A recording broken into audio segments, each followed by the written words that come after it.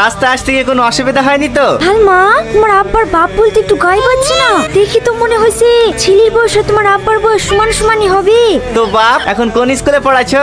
আগে আপনাদের পাশের গ্রামে প্রাইমারি স্কুলে পড়াইতাম, এখন প্রমোশন পেয়ে আমতলা হাই স্কুলের হেডমাস্টার হয়েছি। বাহ, খুব ভালো ঘটক মশাই, ছেলে আমার খুব পছন্দ। তুমি বিয়ের ডেটটা ফাইনাল করো। হ্যাঁ ঠিক আছে, যা বলো তুই পরে বলি।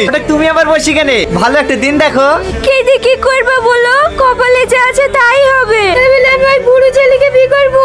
তোমার আব্বাকে তো ভালো করে চেনো, ও যেটা বলবে সেটাই মানতে হবে। কাল থেকে তুমি কিচ্ছু খাওনি, তোমার লেগে চারটে খাবার নিয়ে আসছি, এই নাও। তোমাকে খাবার নিয়ে আসতে হবে না, আমার খিদে নাই। চুপ করো তো, না খেয়ে খেয়ে মরবা নাকি? ফ্যানে সুইচ দিতে কি শর্ট লেগেছে?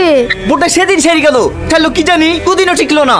ওসব মিস্ত্রি কাজ জানে নাকি? দুদিন কাজ শিখে বড় বড় দাপট মারে বা ধরিলে সে ঠিক করিলে টাকা দিবা না, তবেই শিক্ষা পাবে।